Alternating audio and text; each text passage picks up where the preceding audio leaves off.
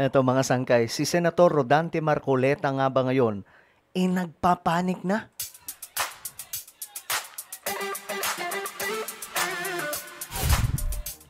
So lumalabas mga sangkay na tila baga kinakabahan po itong si Senator Marcoleta.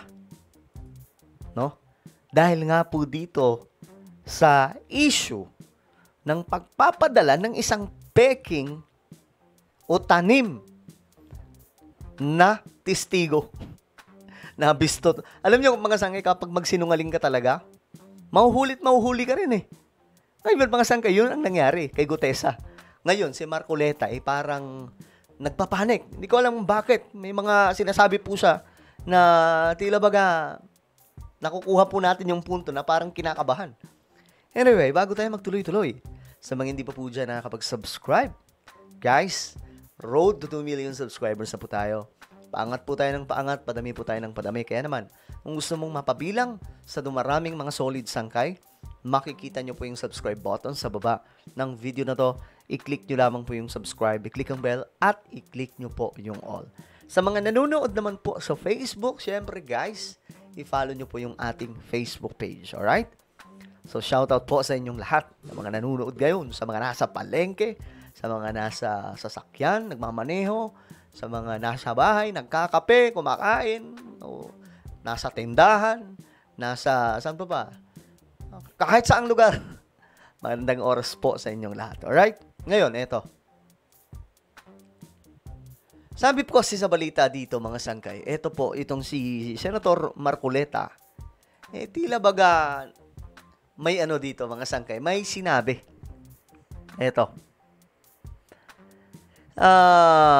Kahit papaano naiinis yung tao, ako na nga ang gumagawa ng mabuti, ako na ang nagpresenta na makatulong sa ating pamahalaan, hanapin ang mastermind kung sino yung totoo, ako pa ang gigisahin. Ngayon kasi, mga sangkay, tila baga may agam-agam na tinitiktikan si Senator Marcoleta. Kaya naman mga sangkay, sabi niya kahit papano naiinis yung tao. Hindi ko alam kung si Gutesa ba ito yung sinasabi niya. Ngayon, ito, basahin mo natin yung balita tungkol dyan. Sinabi ni Senador Rodante Marcoleta na posibleng nagpasya si Orly Gutesa ang surprise witness sa issue ng flood control scandal na huwag nang bumalik sa mga pagdinig hinggil dito dahil tila ito pa umano ang nag-isa sa issue. Kalokohan no? Mga sangkay. May niwala ba kayo? Ako, hindi ako naniniwala sa ganitong reason. Ako, ang sa tingin ko dito, mayroon pong kinalaman ito sa mga nagpadala kay Gutesa. Tila bagat tinago nila. I'm not saying na may mga taong, hindi ko tinutumbok kung sino yung mga taong nagtatago kay Gutesa. Pero, malaki ang posibilidad, mga sangkay, na may nasa likod sa kanya. At ang mga ito, yung nagpadala sa kanya sa Senado. Ngayon, mga sangkay, sa ugong-ugong na parang tinitiktikan daw po itong si Senator Marcoleta. Ngayon, nilinaw po ito ni Senator Lacson. Eto mga sangkay. Kasi parang ang dating, parang nagpapanik na po Ito, pakinggan po natin. And yung sinasabi niya na ini-spyan ko siya, hindi yun ang dahilan. Gusto ko lang makita, kaya pinareview ko yon para makita ko, baka sakali may nakakakilala o makikilala natin yung kasabay niyan dumating. So incidental na lamang yon na sinalubong pala siya ng staff ni Senator Marcoleta, dinala sa opisina niya, nag-stay for a while, tapos nanood ng hearing do sa gallery hanggang sa tinawag siya 10:27 I think. But he stayed there. He arrived at around 8:27. At saka yung CCTV, this is a public place. Yung Senado. Huwag tayong magtaka. Alam na natin na merong CCTV dyan. Kayo mismo na mamonitor nyo kami pag dumarating na kami, di ba? Kaya minsan nakaabang na kayo sa second floor.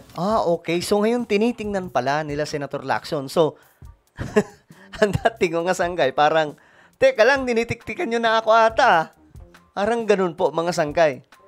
So, ngayon, si Senator Lacson sabi niya, hindi. Natural lang naman yan na tingnan. At saka dapat alam nyo na may CCTV doon sa Senado. Kasi dito kasi tinitingnan sino yung kasabay ni Marcoleta, sino ni Gutesa. Sino talaga yung nagdala sa kanya doon. Kasi makikita yun sa CCTV. So this is an open area. Obviously, sincere yung efforts to locate him. Ano? Kasi yes, to clarify Talagang nilulocate nila ngayon si Gutesa. Hinahanap po talaga ni Senator Lacson. Yung kung meron siyang maidadagdag, idagdag niya. No? So, ang ganda nga ng plano, di ba?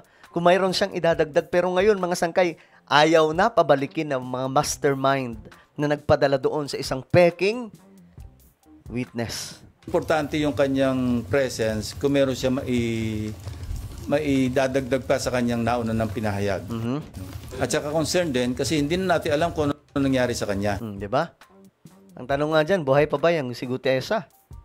Baka mamaya na deadball yan. Kawawa naman. May mga claim na nasa marine compound, hindi naman pala. May mga... At saka parang gusto ko rin malaman sa kanya, sino ba talaga yung naggawa ng affidavit mo? Yun talaga mga sangkay. Nako, yari sila dito. Sino naggawa ng affidavit? Sino ba mga sangkay? Kasi nakita ko yung interview ni dating Congressman Mike Defensor. Katulong sila Sinasabi niya na they helped Gutesa draft his affidavit. So, kailangan maklarify din yon. Hindi ba ang sariling gawa ni Gutesa yung affidavit? Kung hindi niya sarili, sino yung mga tumulong sa kanya? Ayan na, mga sangkay. So, sino kaya? Comment down below. Sino sa tingin nyo? Na maggawa ng affidavit. Ano po yung basa or tingin nyo, analysis nyo dun sa situation? Is he hiding or meron po bang nagtatago sa kanya? Hindi ko alam. Yung guess mo is as good as mine, ano? Kasi wala nga nakakalam, tahimik na tahimik. Alam nyo, ganito lang yan, ano? Kung ang hangad mo, mag-prosecute talaga, makapagpa-convict talaga, dapat hindi siya nawawala. Correct. Tama yun. Kasi ang pwede lang mag-prosecute sa kanya, DOJ or Ombudsman. Hindi siya mahanap ng DOJ. Hindi siya mahanap ng Ombudsman. Kung ang intention mo, magpropaganda lang, diyan ka sa Blue Ribbon. At mawala ka na. Kasi yun lang Sa ngayon, di ba, nagkaroon ng isipan sa mga kababayan natin na siya lang ang nakapag-implicate kay Speaker Romualdez. Yung although kay Congressman Saldico, hindi lang siya, ang dami pang ibang nag-implicate sa kanya. Correct. Pero ang importante rito, in-implicate niya si dating Speaker Romualdez at nag-iisa siya nakapag-implicate. Pagkatapos nawala siya. Diba? Yun ang nakapagtataka, biglang nawala. Excited na pa naman ako sa mga revelasyon, pero biglang nawala. Bakit nga ba nawala? Pinatago na ba ng mga mastermind? Kasi alam nila na mabubuko na. So kung ang hangarin mo is talagang logical conclusion, which is to prosecute and the convict former Speaker Romualdez, dapat nandito siya. Exactly. Yun yung point. Kasi ako, mga sangkay, gusto ko rin po malaman kung anong totoo. No? Para kung totoo na malaki ang kinalaman dito ni Speaker Romualdez, so be it. Ikulong. Kasuhan. Ikulong. Ganun po yun, mga sangkay. At malaki ang potensyal ni Gutesa kung totoo na witness siya. Pero, kung gumagawa lamang po siya ng propaganda, yun ang malaking problema. Hindi man sa Blue Ribbon, kung inisip niyang hindi siya makapagtiwala sa Blue Ribbon, humarap man lang siya sa DOJ, humarap man lang siya sa Ombudsman. Correct. Kung yun ang hangarin. So now, anong isipin natin? Bakit Blue Ribbon lang at pagkatapos ng isang pagsipot, nawala ka na? So sir, hindi niyo pa tatanungin si Mike Defensor considering na siya ang nagbigay kay Marcoleta? Yun nga, papadala namin yung subpoena through the office of Senator Marcoleta.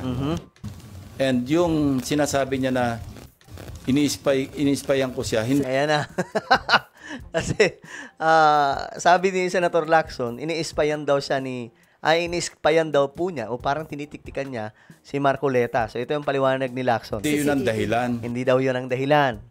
Gusto ko lang makita, kaya pinareview ko yun para makita ko baka sakaling may nakakakilala o makikilala natin yung kasabay niyang dumating. So, nung So establish incidental na lamang yon na Kasi kung sino yung kasabay niya dumating, yun yung hahanapin din nila Senator Lacson. lubong pala siya ng staff ni Senator Marcoleta, dinala sa opisina niya, nag-stay for a while. Yun. Kita nyo? Nung dumating daw si Gutesa, mga sangkay, ito sabi dito, pakinggan po natin. Nung dumating daw po itong si Gutesa doon sa Senado, sinalubong ng staff ni Marcoleta. My goodness. Tapos dinala sa opisina ni Senator Marcoleta. Ayon po dito kay Lacson. O makikilala natin yung kasabay niyang dumating. So, nung establish So incidental na lamang yon na sinalubong pala siya ng staff ni Senator Marcoleta. Ayan, sinalubong daw po ng staff ni Marcoleta. Dinala sa opisina niya, Dinala sa opisina ni Senator Marcoleta. nag-stay for a while, Nagstay for a while. tapos nanood ng hearing do sa gallery hanggang sa tinawag siya 10:27 I think. O, ayan. So, dito pa lang, nagkakadugtong-dugtong na. Sino ba talagang nagpadala doon? Nabubuking na, guys. Nabubuking na. But he stayed there. He arrived at around 8:27. At saka yung CCTV, this is a public place. Yung Senado. Huwag tayong magtaka. Alam na natin na merong CCTV dyan. Kayo mismo na mamonitor nyo kami pag dumarating na kami, di ba? Kaya minsan nakaabang na kayo sa second floor. So this is an open area. No? And, you know, meron tayong jurisprudence tungkol sa CCTV footages. Yun yung Ople versus Torres. Ang tawag doon, ang doctrine doon, yung reasonable expectation of